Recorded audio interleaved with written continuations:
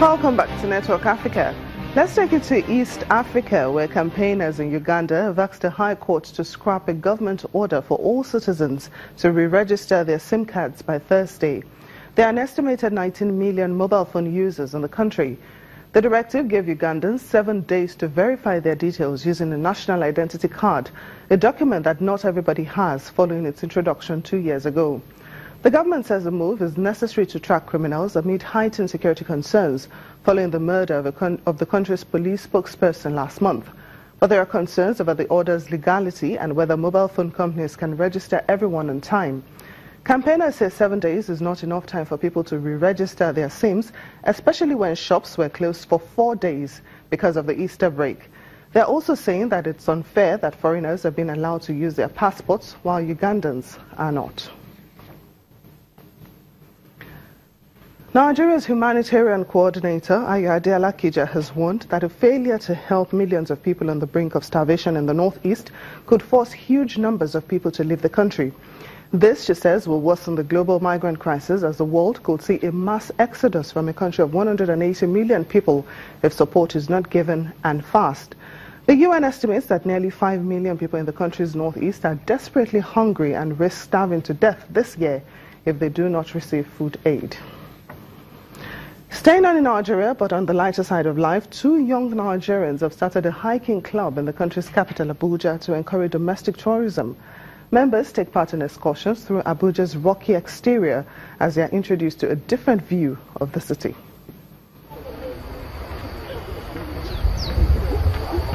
A walk up Katampe Hill to Nigeria's capital is more than an urban excursion. For these young people, it's a chance to explore Abuja, a city carved into the country's administrative hub in the 1980s. Oh, I'm not member of friends that you are hearing. It's just people who stay here. What are the visitors? Outings like these are organized by the Strides Adventure Club, which is trying to turn hiking into a regular activity by bringing groups of people together on 2 Saturdays every month along trails around the city. The club was started in June last year by 2 friends while they were on a similar expedition. Today, the club has over 70 members. Members pay a one-off registration fee of $3. It started with a friend telling me to go climb a mountain with her, my friend Blessing. And I've always been one to love adventures. So I was up for it, I said yes. And we went to climb a mountain. That was end of 2015. And we loved it. It was a great experience. The view was amazing. So we decided to go again, but we invited our friends the next time. And they loved it, so they invited their friends, and that's how more people started coming. And that's how the club came to this. About 30 people show up on hiking days. They follow designated routes. Today's trail will see them make their way through wooden shrubs and steep rocks on their way to the summit. Katampe Hill is located in the center of Nigeria and offers a spectacular view of Abuja for climbers. Once at the top, the hikers engage in various activities or stop to take in the scenery below. Guys, can I forfeit? You want to put out? I'll forfeit. Why not? Yeah, for TV, spell waiting makes sense. What's that? After a few hours, participants head back down. Organizers are working on plans to take the group beyond Abuja to explore Nigeria's other diverse landscapes. Keep going. It's been a wonderful experience, adventurous. If you love nature, you will love here. It's very adventurous, and I'm so glad I'm here. It's mind relieving, and you're going to get open-minded, not just being open-minded. You meet a lot of people who are going to make you feel warm and loved. This is a place to be, honestly. First of all, location is imminent. We have to find a location that is both educational and will be beneficial to whoever is coming to climb with us. We find out unique things about that location that we know that people would be interested in knowing. So when you come on that tour, we'll let you know, okay, this is what this location has to offer. This is the reason why we brought you here. And the experience goes from there. The person creates their own adventure out of the experience that we offer them, basically. The club's founders are also hoping to be recognized for their efforts to market Abuja as a tourist destination with various outdoor activities. They say this can offer more opportunities for unemployed youths to work.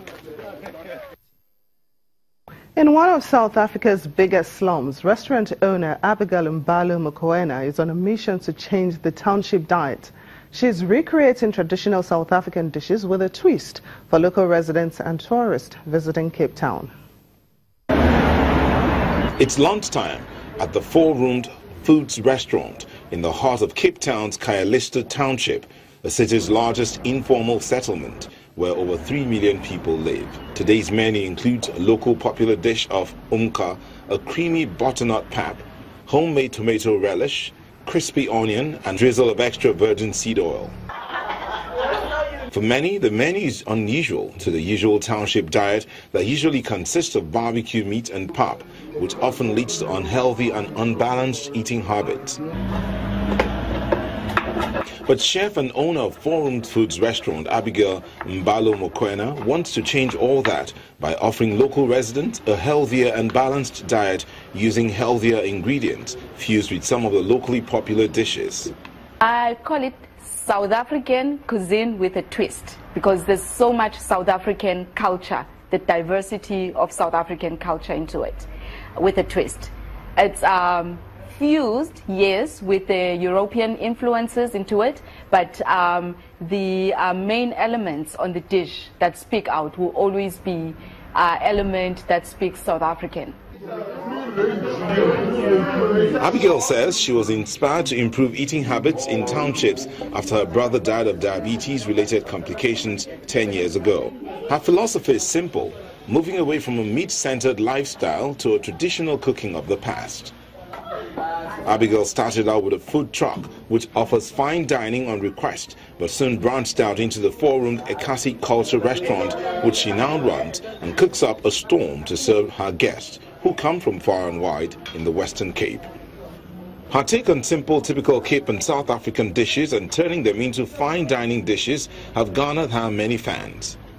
Amongst her popular dishes is the famous Durban Bunny Chow, where she uses a traditional steamed bread loaf, cuts off the top and fills it with her own version of butter chicken. A cooking style and the atmosphere, it's from way back when. It took me back since my grandmother's days. It's unique, it's tasty, it's different to what we normally used to. Abigail has big ambitions for her business and hopes to take the Four-Roomed Ekasi Culture restaurant to every corner of South Africa and perhaps later to the rest of Africa. We have plans of taking this to other parts of the continent. Hence, in the beginning I talked about, us South Africans taking our food globally and celebrating South African food, traveling to any country and be able to order South African as you would be anywhere in the world and order Chinese. A self-taught chef says she also hopes to release a cookbook in the near future. Well, that's it on Network Africa. Thank you so much for watching. I'm Temitope Fagbemi.